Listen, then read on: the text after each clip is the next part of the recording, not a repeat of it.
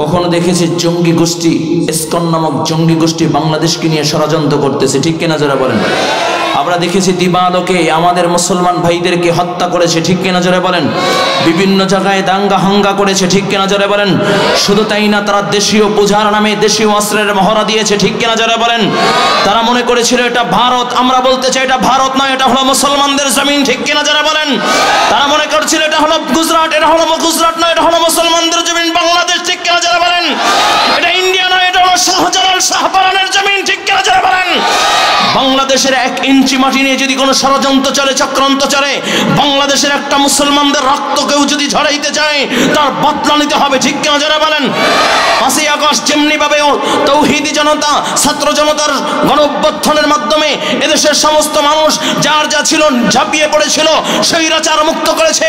আবার যদি বাংলা থেকে নাস্তিক মুক্ত, সাদিয়ানি মুক্ত, জঙ্গি সংগঠন ইসকন মুক্ত করার জন্য যদি ডাক এসে যায়, বুকের তাজা রক্ত দেওয়ার জন্য কে কে ধরেছে নারে তাকবীর।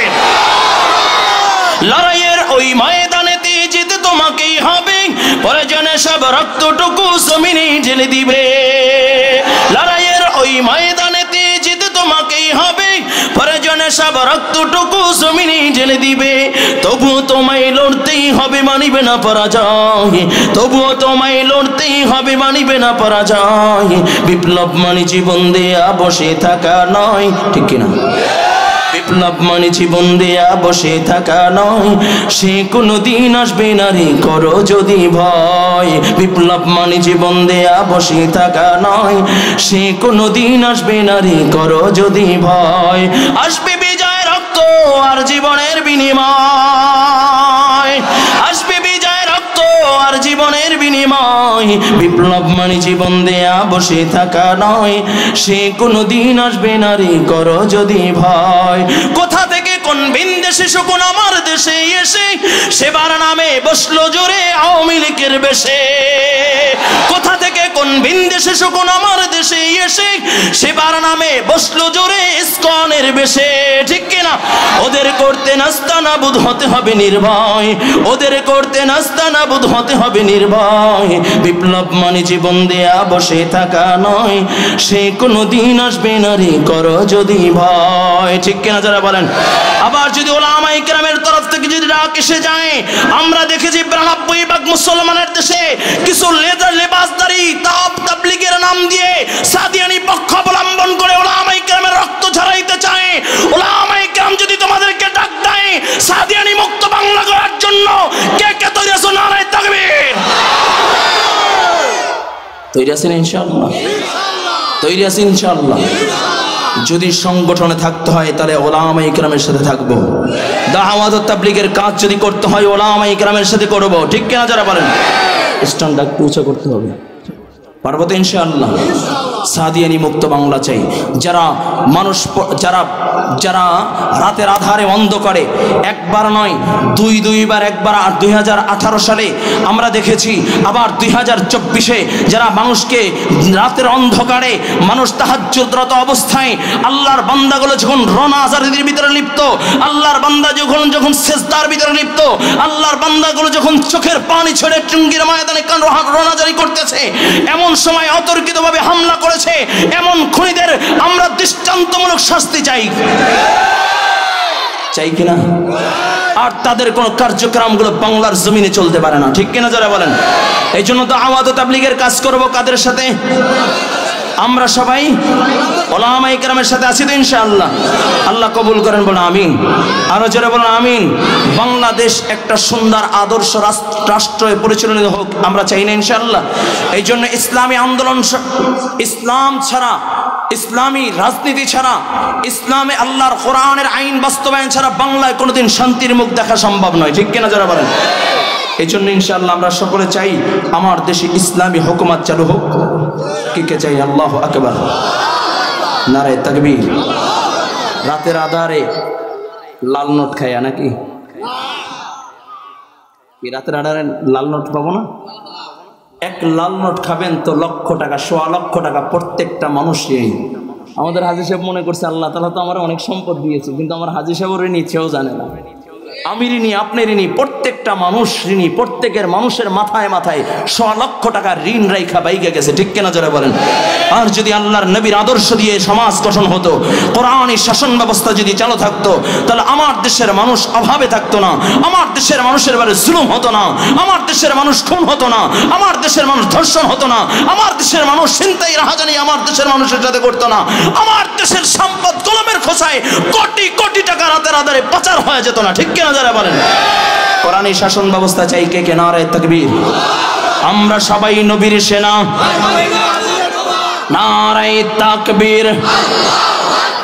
আমরা সবাই রাসূল সেনা, তোমার নেতা আমার নেতা, এই কণ্ঠ দিয়ে হবে, আওয়াজ করে, তোমার নেতা আমার নেতা, আমরা আমরা আমরা সবাই রাসূল সেনা, নারায়ে তাকবীর, জোরে নারায়ে তাকবীর।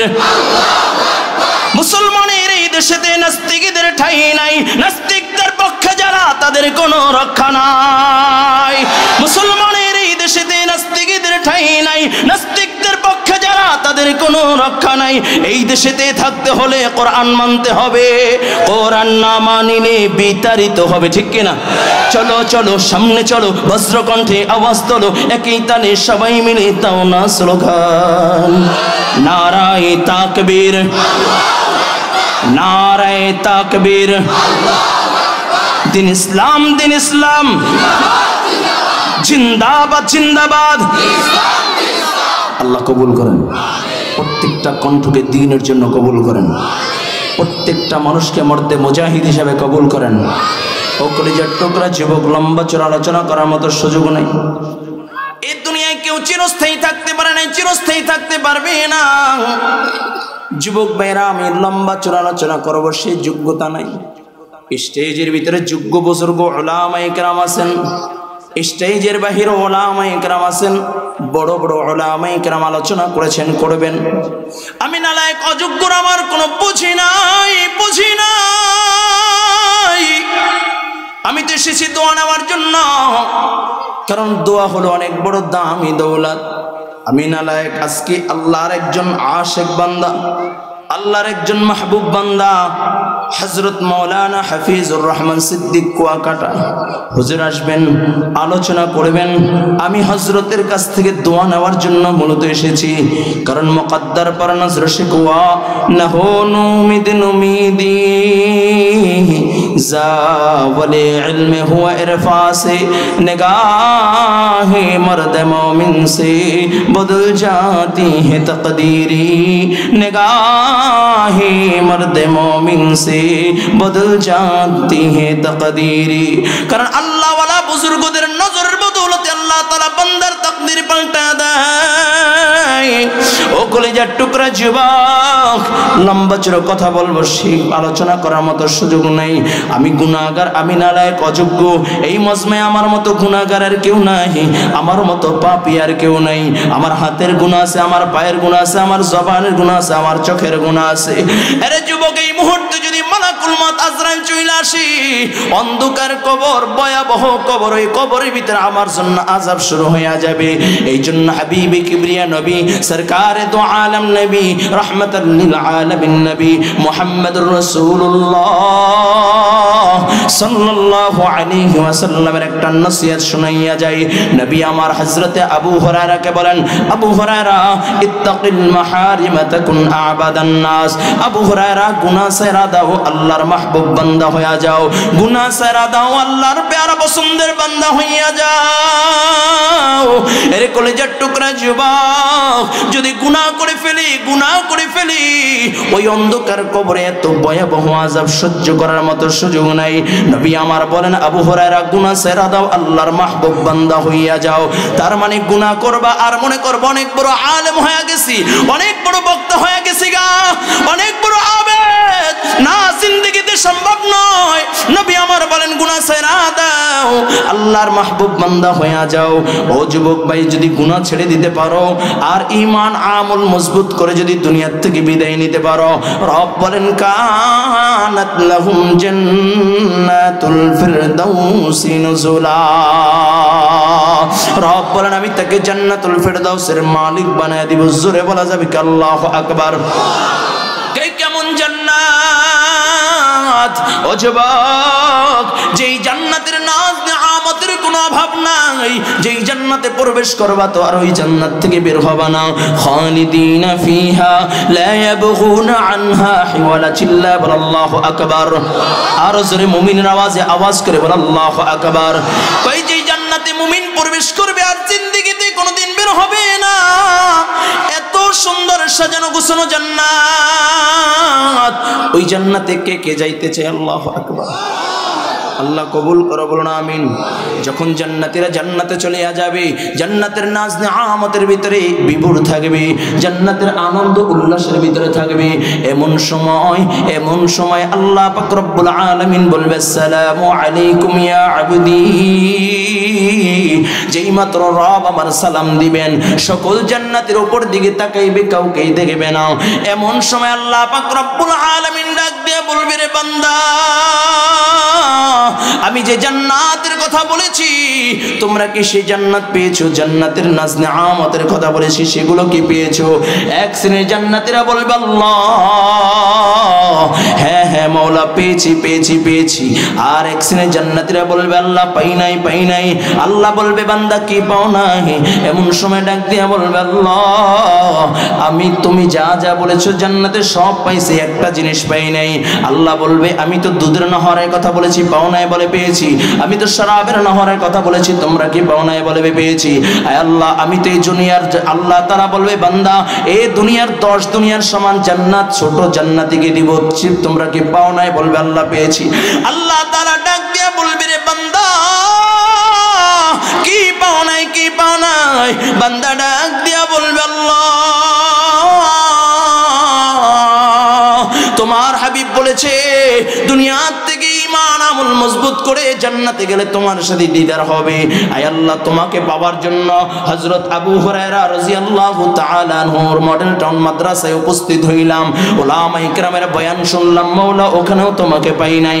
তোমাকে পাওয়ার জন্য টঙ্গীর ময়দানে গিয়েছিলাম, মার খেয়েছি কিন্তু তোমাকে পাই নাই। তোমাকে পাওয়ার জন্য উজানির মাটিতে গিয়েছি, তোমাকে পাওয়ার জন্য চরমনের ময়দানে গেলাম। আয় আল্লাহ এখন পর্যন্ত তোমাকে পাই নাই। ওলামায়ে কেরাম বলেছে ঈমান মজবুত করে আমলে সালেহ করতে পারলে জান্নাতে তোমার সাথে দিদার হবে।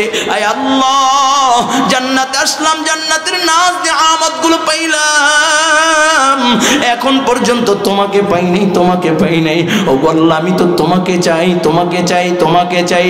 আল্লাহ পাক রব্বুল আলামিন সাথে সাথে 70,000 পর্দা থেকে একটা পর্দা উঠাইয়া দিবি। আল্লাহর আশিক বান্দাগুলো যেই মাত্র একটা নজর তাকাইবি জমিনের ভিতরে অজ্ঞান অবস্থায় পড়িয়া যাবে।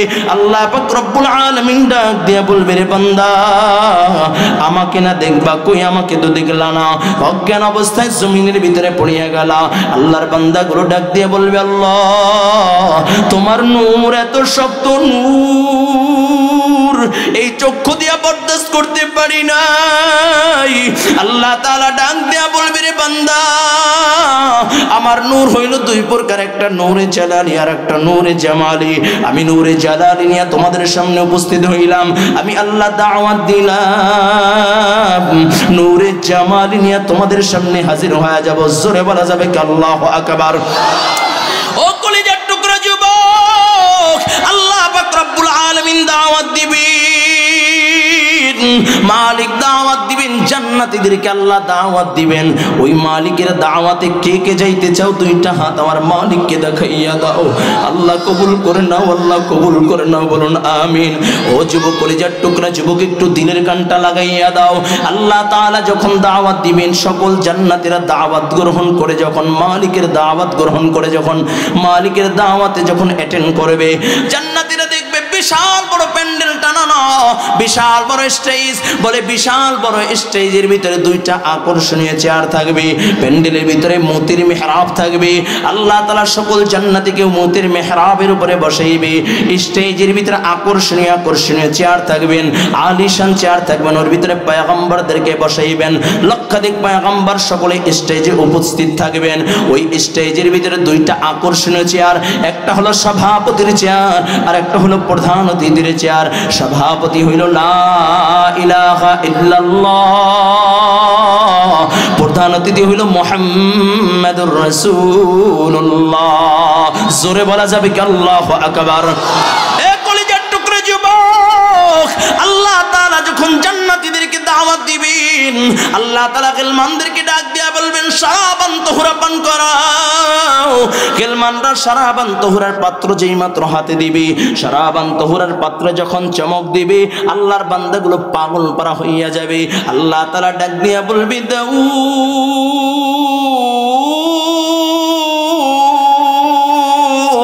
আমি দুনিয়ার ভিতরে সবচেয়ে সুন্দর কণ্ঠ আমি আল্লাহ তোমাকে দিয়েছি, তোমার মতো এত সুন্দর কণ্ঠ আমি কাউকে দিই নাই, তোমার মতো সুন্দর আওয়াজ, কণ্ঠের আওয়াজ আমি কাউকে দিই নাই। তুমি তেলাওয়াত করলে আসমানের উড়ন্ত পাখিগুলো তেলাওয়াত শোনার জন্য থামিয়া যাইত, তুমি তেলাওয়াত করলে সমুদ্রের মাছ পুনর কিনারায় এসে যাইত তোমার তেলাওয়াত শোনার জন্য। আমার বন্ধুর উম্মতগুলো তোমার তেলাওয়াত শুনে নাই, তোমার তেলাওয়াত শুনে নাই। ও দাউদ একটু তেলাওয়াত করো, তেলাওয়াত করো। দাউদ আলাইহিস সালাতু ওয়াস সালাম যখন তেলাওয়াত করবেন, আল্লাহ তাআলা আদেশ করার সাথে সাথে দাউদ আলাইহিস সালাতু ওয়াস সালাম পুরো 30 পারা কোরআনের হাফেজ হয়ে যাবে। জোরে বলা যাবে কি আল্লাহু আকবার? দাউদ আলাইহিস সালাতু ওয়াস সালাম যখন তেলাওয়াত শুরু করে দিবেন, সব মানুষগুলোর ভিতরে পাগলামি শুরু হয়ে যাবে। বলে এত মজা, এত মজা, এত স্বাদ, সব মানুষগুলো পাগল পারা হয়ে যাবে। আল্লাহ তাআলা ডাক দিয়ে বলবে দাউদ,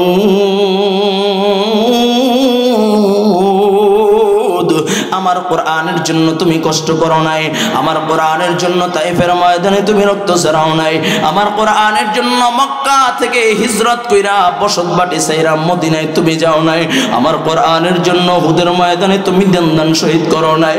যুবক কলিজার টুকরা যুবক, আজকে যে ছোট ছোট বাচ্চারা কোরআনুল কারীমের তেলাওয়াত করলো, নামাজ পড়ায় দেখাইলো, বিবাহ পড়ায় দেখাইলো, ও কলিজার টুকরা যুবক, এই কোরআনের জন্য আমার নবী কত কষ্ট করেছে।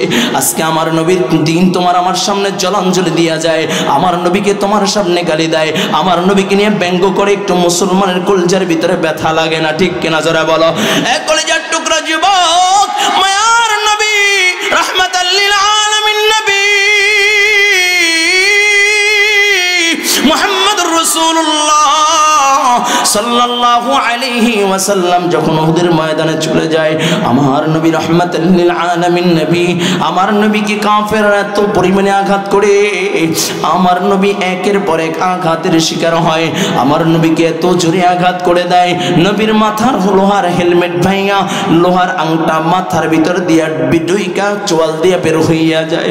শুধু তাই না, আমার নবীকে এত জোরে আঘাত করে নবীর দুইটা দাঁত ভেঙে নবী আমার উহুদের গুহায় পড়িয়া যায়। এমন সময় কাফেররা ছড়াইয়া দেয় কদ কুতিলা মুহাম্মদ, আল্লাহর নবী দুনিয়ায় নাই, মায়ার নবী দুনিয়ায় নাই। যেই মাত্র এই সংবাদ পৌঁছে দেয় কাফেররা, যখন এই সংবাদ যখন পুরো উহুদের ময়দানে ছড়াইয়া দেয়, এমন সময় সাহাবায়ে কেরাম ডাক দিয়া বলে, ও নবীর সাহাবীরা, কার জন্য বেঁচে থাকবা, কার জন্য আর বেঁচে থাকবা? যেই দুনিয়ায় নবী নাই, ওই দুনিয়ায় বেঁচে থাকার আর কোনো দরকার নাই। হযরতে আলী বলেন, আমি একবার যারা শহীদ হয়েছে তাদের কাছে গেলাম, যে দেখি মায়ার নবী নাই, আর একবার যারা আহত হয়েছে তাদের কাছে গেলাম, যে দেখি মায়ার নবী নাই, আবার যারা জীবিত আছে তাদের কাছে গেলাম, যে দেখি মায়ার নবী নাই। হযরতে আলী বলেন, আমি যখন ময়দানে সিজদায় পড়ে ডাক দিলাম, আল্লাহ, তোমার বন্ধুকে ঈসা নবীর মতো আসমানে উঠাইয়া নিও না। এমন সময় কে যেন আমার কানের সাথে মুখটা লাগাইয়া ডাক দিয়া বলে, আলী নবী মরে নাই, নবী মরে নাই। হযরত আলী বলেন আমি একটা দৌড় দিলাম, যা দেখি মায়ার নবী রহমাতাল লিল আলামিন নবী উহুদের গুহায় পড়ে রয়েছে। নবী আমার গুনগুন গুনগুন গুনগুন করে কান্না করে। হযরত আলী বলেন আমি আমার কানটা লাগাইয়া দিলাম, তখনও শুনি রবি আমার কান্দে রব্বি হাবলি উম্মতি ইয়া উম্মতি উম্মতি বলে কান্না শুরু করে দিয়েছে। হযরত আলী বলেন আল্লাহর নবী যেই মাত্র আমার দিকে তাকাইলেন আমাকে দেখে ফেললেন। মায়ার নবী হাতটা বাড়াইয়া দাগ দিয়ে কয় আলী তাকাইয়া দেখ, আবার হাতের ভিতরে দুইটা দাঁত দেখা যায়, আমার দুইটা দাঁত ভেঙে দিয়েছে রে আলী। এ আলী পারবি নি আমার লোহার আংটাটা বের করে দিতে? ওরা আমাকে আঘাতের পর আঘাত করেছে, আমার মাথার ভিতরে লোহার আংটা ঢুকিয়ে গেছে। হযরত আলী বলেন আমি আল্লাহর নবীকে শক্ত করে ধরে বসাইলাম, আমি নবীর লোহার আংটা বের করব। এমন সময় একজন সাহাবী ডাক দিয়া বলে আলী আমি নবীর লোহার আংটা বের করে দেই। এই বলিয়া যখন কামড় দিয়া যখন টান দেয়, এত মজবুত করে লোহার আংটা গেঁথে যায়, বের হয় না। আবার যখন টান দেয় দুইটা দাঁত সাহাবীরও ভেঙে যায়।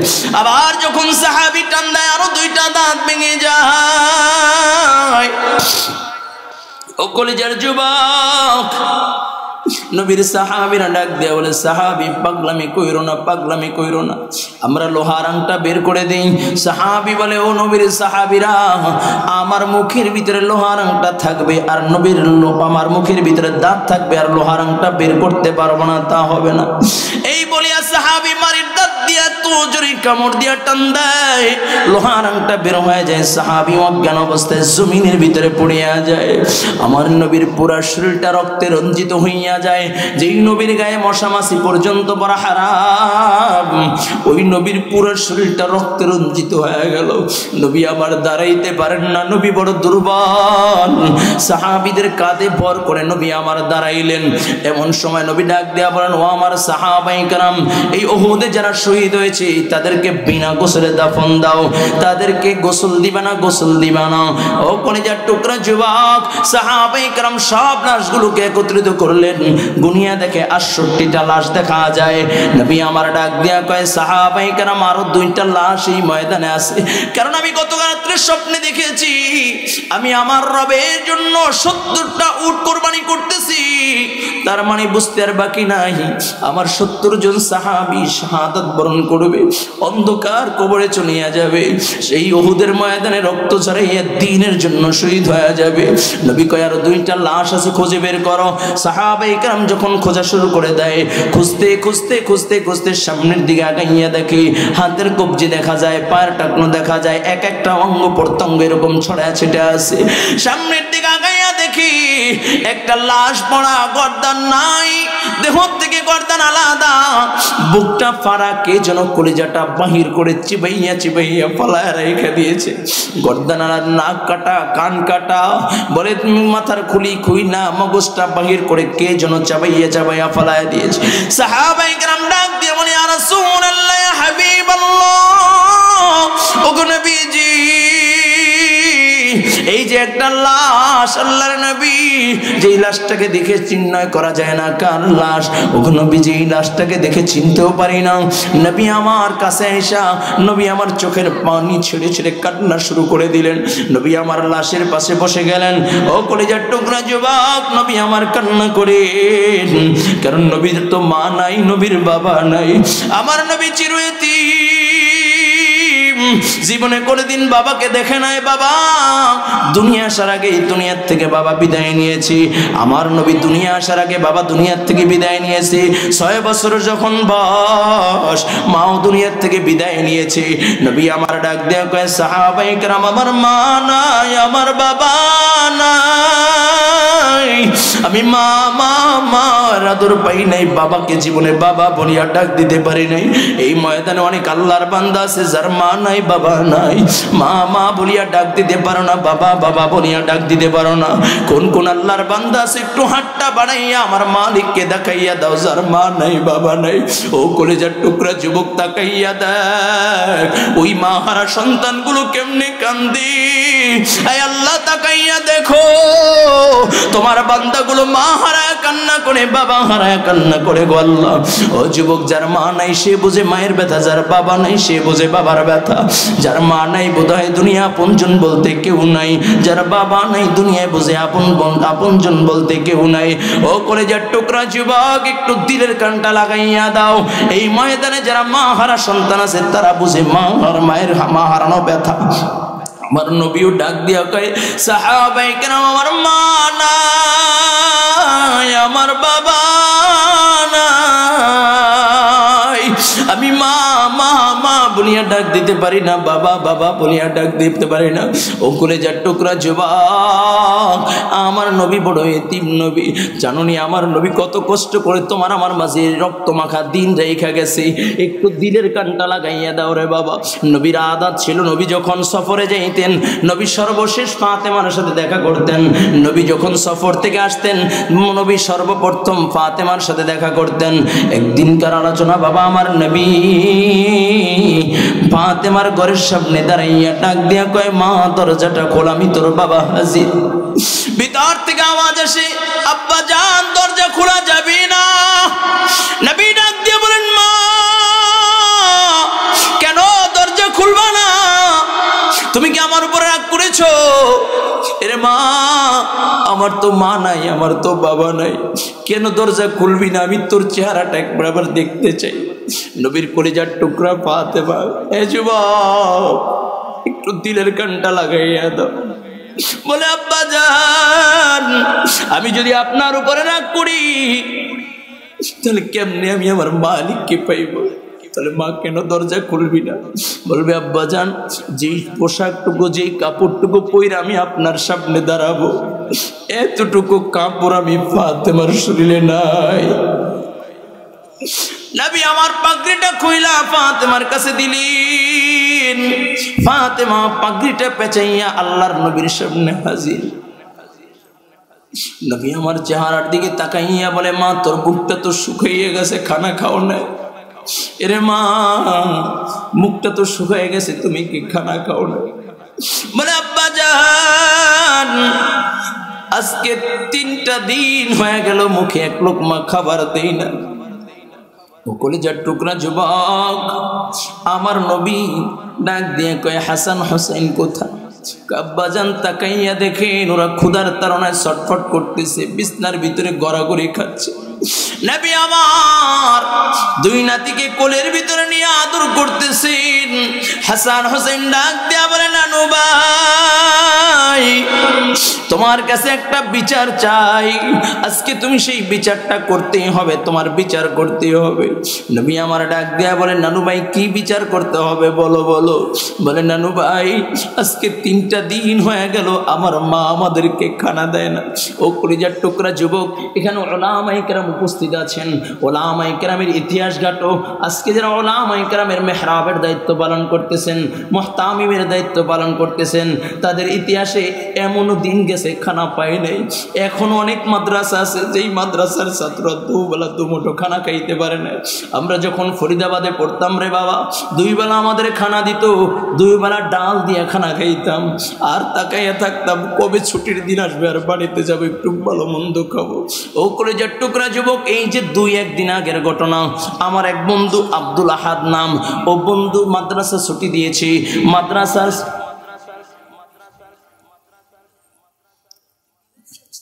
আমার বন্ধু আমাকে জানাইলো ভাই একটা মজার একটা কথা বলি। আমি বলি বলো। ভাই আমার মাদ্রাসা যখন আজকে ছুটি দিলাম আমার চোখের পানি ধরে রাখতে পারলাম না। আমি বললাম কি হয়েছে? কয়ে সব ছাত্রগুলো যখন বিদায় নিয়ে চলে গেল আমিও বাসায় চলে গেলাম। বাসার থেকে এসে দেখি মাদ্রাসার ফ্লোরের ভিতরে শুইয়া একটা ছেলে চোখের পানি ছিঁড়ে ছিঁড়ে বুট হইয়া শুয়ে কান্না করতেছে, মাত্র 8 থেকে 10 বছর বয়স। আমি ডাক দিয়া বললাম বাবা তুমি কি বাড়িতে যাবে না? ছোট ছেলেটা হাউমাউ করে কান্না করে দিল। বলে হুজুর সবাই যখন বাড়িতে যায়, মায়ের কাছে যায়, বাবার কাছে যায়, আমার কলিজাটা ফাটিয়া যায়, কারণ আমার মা নাই, আমার বাবা নাই। ভাই আমি যখন ওকে জড়ায় ধরলাম, আমার চোখ থেকে অশ্রু ঝরতেছে। এক কলিজার টুকরা জমা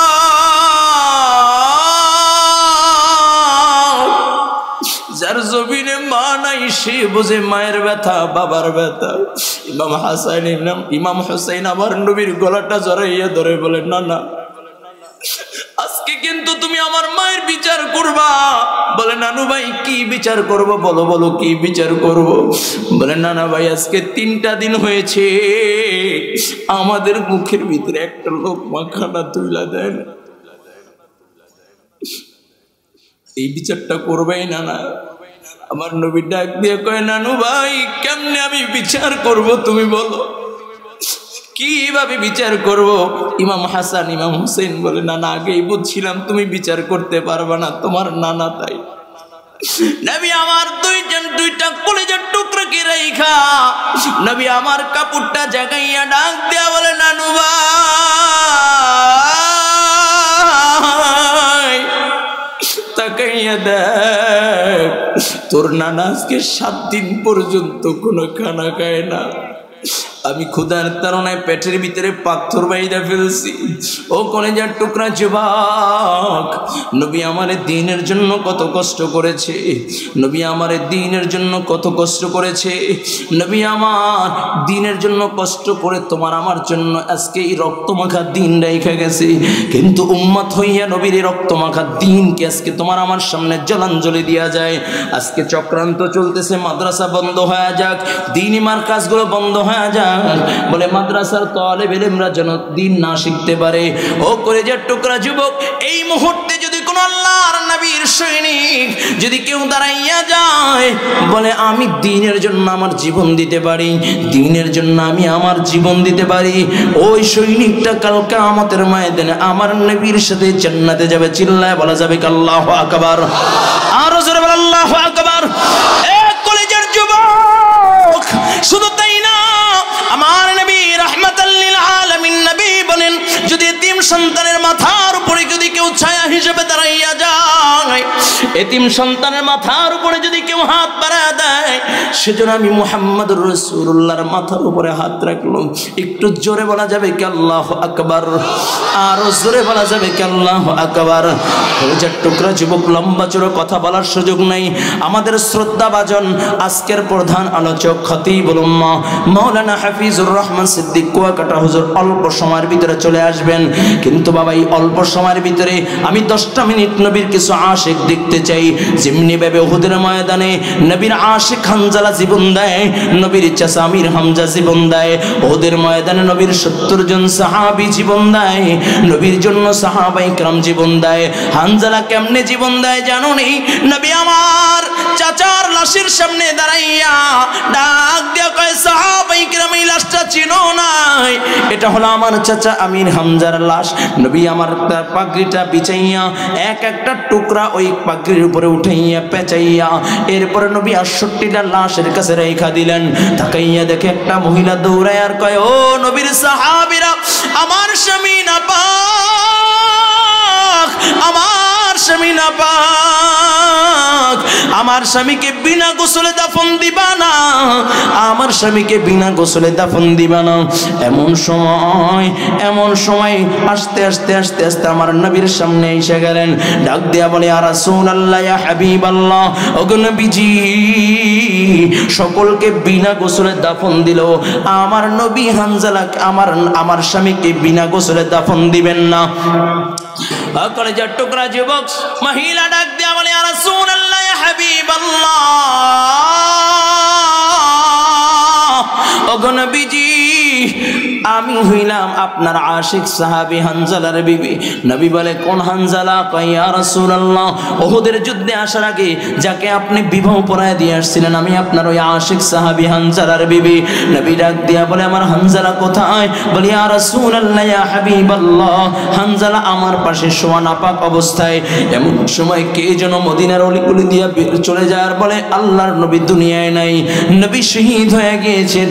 এই সংবাদ যখন হানজালার কানে যায়, হানজালা দাঁড়াইয়া কাপড়টা গায়ে দিয়া তরবারিটা নিয়ে একটা দৌড় দিবি। এমন সময় আমি খপ করে ধরে ফেললাম আর ডাক দিয়া বলি ও প্রাণের স্বামী আমার, আপনি কোথায় যান? আপনি তো নাপাক, গোসল না করে কোথায় যান? এমন সময় ডাক দিয়া বলে বিবি কার জন্য গোসল করব, কাকে কার সামনে গোসল করে দাঁড়াইব? যেই দুনিয়ায় নবী নাই ওই দুনিয়ায় হানজালা আর থাকবে না। হানজালার থাকার কোনো অধিকার নাই। নবীর প্রেমের সাগরে ডুব দিয়ে হানজালা জীবন দেয়। আল্লাহর নবী সরকারে দো আলাম ডাক দেয়া বলে সাহাবায়ে কেরাম হানজালার লাশ খুঁজে বের করো, পানি আনো। এমন সময় জিবরাইল আমার নবীর সামনে হাজির হইয়া যায়। এ কলেজার টুকরা যুবক, একটু দিলের কানটা লাগাইয়া দাও। মায়ার নবীর সাহাবী আবু হুরায়রা নাক পরিষ্কার করে আর ডাক দিয়ে কয় আবু হুরায়রা, তুমি তো সেই আবু হুরায়রা যে ক্ষুধার তাড়নায় ছটফট করতা, ক্ষুধার তাড়নায় ছটফট করতা। একদিনকার ঘটনা, আবু হুরায়রা আল্লাহর নবীর পিছনে নামাজে দাঁড়াইলেন। এমন সময় কাঁপতে কাঁপতে ক্ষুধার তাড়নায় জমিনে পড়ে গেলেন। নবীর সাহাবীরা মনে করলেন আবু হুরায়রার মৃত্যু রোগ হয়েছে। এমন সময় সাহাবায়ে কেরাম বের হয়ে যায়। দেখা হযরতে ওমরে ফারুক রাদিয়াল্লাহু তাআলা আনহু যখন বের হয়, ডাক দিয়া কয় আবু হুরায়রা, তোর যে অবস্থা আমারও একই অবস্থা। আজকে 4-5 দিন ধরে আমার ঘরে কোনো খানা পাক হয় না। যদি আমার ঘরে খানা থাকতো তোকে আমি আমার ঘরের মেহমান বানায় নিতাম। হযরতে আবু বকর যখন বের হয়, ডাক দিয়া কয় আবু হুরায়রা, তোর যে অবস্থা আমারও একই অবস্থা। আজকে 4-5 দিন ধরে আমার ঘরে কোনো খানা পাক হয় না। আমার ঘরে খানা থাকলে তোকে আমি আমার ঘরের মেহমান বানায় নিতাম। আল্লাহর নবী মায়ার নবী যখন বের হয়, আল্লাহর নবী হাতটা বাড়াইয়া ডাক দিয়ে কয় আবু হুরায়রা দাঁড়াও। আবু হুরায়রা আমি আমার নবীর হাতটা ধরে দাঁড়ায় গেলাম। আমার মুখের ভিতরে হাসি ফুটলো। নবী যেহেতু দাঁড়া করাইলেন, আজকে নবী আমাকে মেহমান বানায়া নিবেন। এমন সময় আবু হুরায়রা রাদিয়াল্লাহু তাআলা আনহু আল্লাহর নবীর লাগে নবীর সাথে চলতে লাগলেন। নবী আমার ঘরের সামনে যায় সালাম দেয়, আসসালামু আলাইকুম। নবীর ঘর থেকে আওয়াজ আসে, সালামের জবাব আসে। নবী আমার ডাক দিয়া বলে বিবি ঘরে কোনো খাবার আসেনি। আওয়াজ আসে ইয়া রাসূলুল্লাহ ইয়া হাবিবাল্লাহ, 1 নয় 2 নয় 15 দিন পর্যন্ত আমাদের চুলায় কোনো আগুন জ্বলে না। এ যুবক মায়ার নবীকে ডাক দিয়া বলে ইয়া রাসূলুল্লাহ, তবে হ্যাঁ সবে মাত্র 1 পালা দুধ আপনার জন্য হাদিয়া আসছে। নবী কয় আবু হুরায়রা কপাল খুইলা গেছে, যা সব ছাত্রগুলোকে ডাক দাও। আসহাবে সুফফার সব ছাত্রদেরকে ডাক দিলেন। আবু হুরায়রা চিন্তা করলেন 1 পালা দুধ আমাকে দিলেই তো আমার ক্ষুধা নিবারণ হবে না। আবু হুরায়রা আল্লাহর নবী যেহেতু বলেছে এটা আমার জন্য পালন করে ইবাদত হয়ে গেছে গা। আবু হুরায়রা সকলকে ডাক দিলেন। আল্লাহর নবীর সাহাবী আবু হুরায়রা সকলকে নিয়ে আসলেন। নবী আবু হুরায়রাতে পেলা দিয়ে বলে আবু হুরায়রা সকলকে দুধ পান করাও। আবু হুরায়রা বলেন আগে আমাকে বললে তো কমাস কম আমি দুধ 1-2 হইলেও পান করে গলা ভিজাইতে পারতাম। যেহেতু আল্লাহর নবী বলেছেন এটা আমার জন্য পালন করা ইবাদত হয়ে গেছে। সালাম উস পর কে জিসকা নাম লেনা সাআদত হ্যায়, সালাম উস পর কে জিসসে যা ফিদা করনা সাআদত হ্যায়। আবু হুরায়রা রাদিয়াল্লাহু তাআলা আনহু আল্লাহর নবীর আদেশ পালন করতেছেন। আল্লাহর নবীর আদেশ পালন কইরা আবু হুরায়রা সকলকে দুধ পান করাইতেছেন। একজনকে দুধ পান করে আবার পেলার দিকে তাকায়, আবার একজনকে দুধ পান করে আবার পেলার দিকে তাকায়। এভাবে দুধ পান করাইতে 1 নয় 2 নয় 79 জনকে দুধ পান করাইলেন। জোরে বলা যাবে কি আল্লাহু আকবার। আবু হুরায়রা বলেন এরপর আল্লাহর নবী আমাকে দুধ পান করতে বললেন। আমি দুধ পান করলাম। দুধ পান কইরা আমি এত পরিমাণে দুধ পান করেছি আমার পেট উঁচা হয়ে গেছে, শক্ত হয়ে গেছে। এরপর আমি পেয়ালার দিকে তাকাইয়া দেখি যতটুকু দুধ আমার নবী আমার হাতের ভিতরে দিয়েছে পেয়ালার ভিতরে ততটুকু দুধ এখন পর্যন্ত বিদ্যমান। এর নামই হলো বরকত। বাবা কোরআনী মার্কাজে যদি দান করো, আল্লাহর রাহে যদি দান করো, আল্লাহর নবীর দ্বীনের যদি দান করো, আল্লাহ তাআলা বরকত বাড়ায় দেয়। সুবহানাল্লাহ। ঢাকা মাহফিল, সুস্থ সমাজ গড়ার বিপ্লবী চেতনায়।